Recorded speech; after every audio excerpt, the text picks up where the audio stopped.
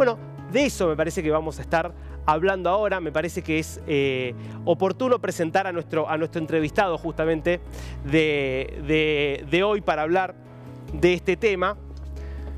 Melvin Escudero, que es economista de la Universidad del Pacífico en Perú, justamente uno de los países que está medio ahí, en el mitad de la tabla. Me parece que nos puede aportar algo de claridad. Melvin, ¿cómo le va? Los saluda acá Darío Misraji.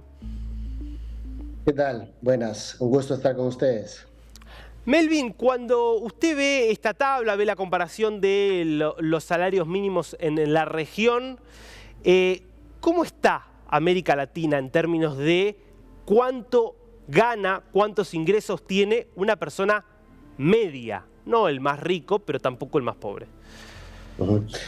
Lamentablemente es una situación crítica, la región está bien golpeada y los riesgos que existen hoy en día desde la perspectiva económica siguen siendo importantes y pueden generar retos que no necesariamente cada país va a poder manejar.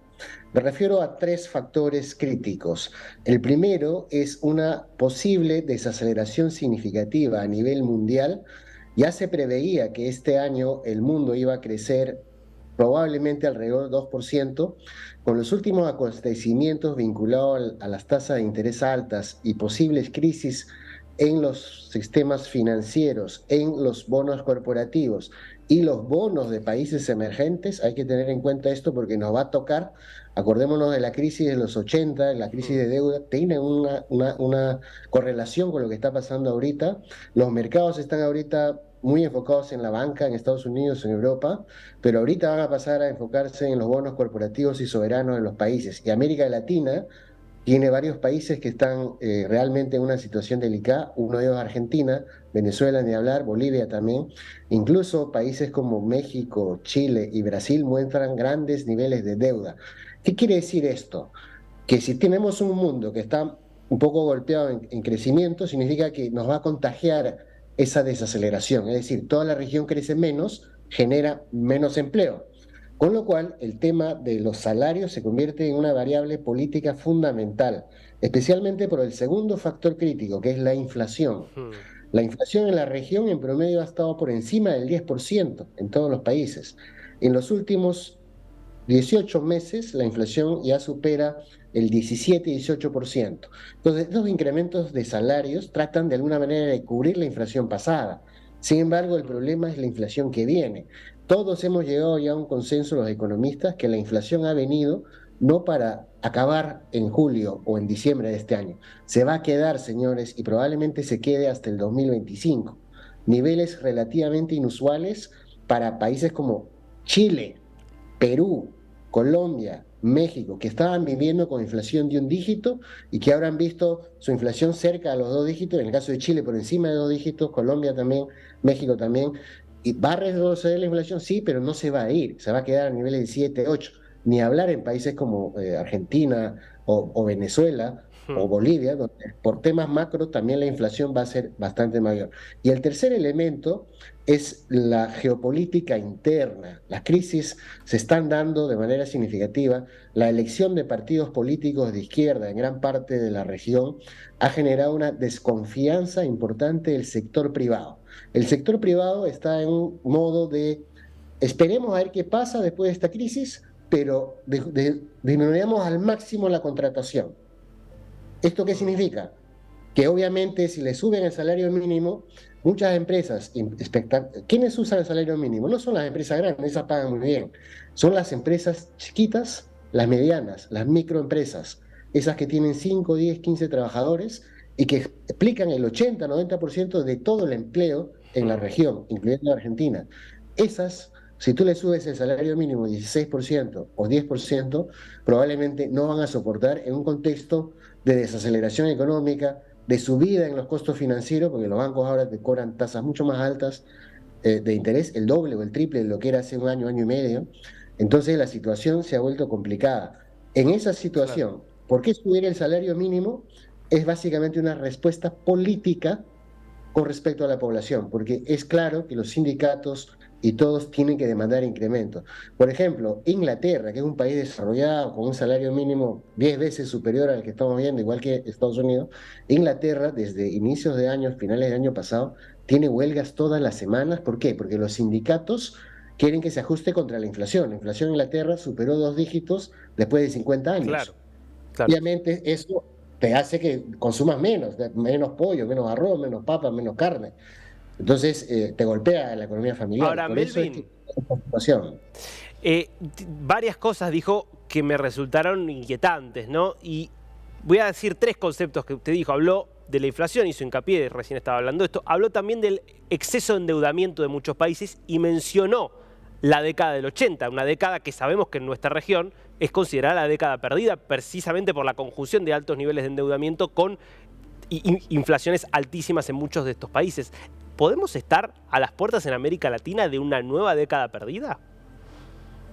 Sí, correcto, ¿no? Especialmente si tenemos gobiernos que reaccionan con populismo más que con lógica económica.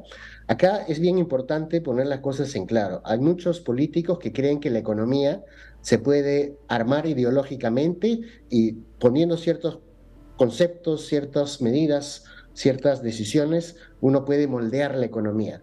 No, señores, la economía es de mercado, la economía es una ciencia social, tiene reglas. Y esas reglas, por tratar de romperlas en los 80, en los 90, en los 2000, miren dónde nos encontramos. Y no solo hablo de Argentina, estoy hablando de Venezuela, estoy hablando de Brasil, de Chile, de Perú, de Colombia.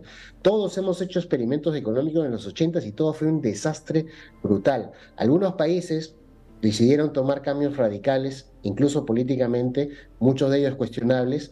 Es el caso de Perú, donde efectivamente se adoptó una serie de políticas que van hacia lo que los mercados globales, los agentes económicos, no me estoy hablando solamente de políticos o de gobiernos, estamos hablando de millones de consumidores en el mundo, de millones de empresarios grandes, medianos y pequeños, respetan y se comportan según estas reglas económicas. Sino, ¿qué cosa ha hecho diferente, por ejemplo, Corea del Sur? ¿O qué cosa ha hecho diferente Singapur o Malasia con respecto a Perú? Básicamente tener modelos económicos que conjugan, se alinean con lo que es el capitalismo global, el desarrollo económico global. Por eso es que los niveles de salario mínimo en esos países es 10 veces superior al que tenemos en Uruguay. Es gracias a un crecimiento económico. Si matamos la gallina de huevos de oro de la riqueza que tiene la región en términos de materias primas, porque no tenemos predictibilidad, no generamos confianza en los capitales internacionales, esta es la situación en la que nos encontramos, Claro. tratando de repartir una torta muy chiquitita. Lamentablemente hay un riesgo que esta década, por temas de crisis de deuda de varios gobiernos, sea también una década perdida.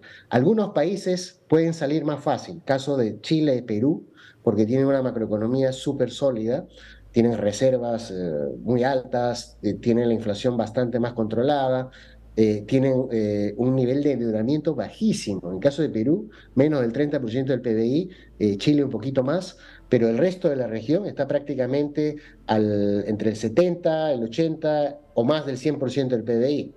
Entonces, el tema de la deuda es algo que va a preocupar a gobiernos y Claro. lamentablemente, como ya lo hemos visto en la década del 80 y en la década del 2000, cuando hay crisis de deuda, ¿qué hacen los gobiernos?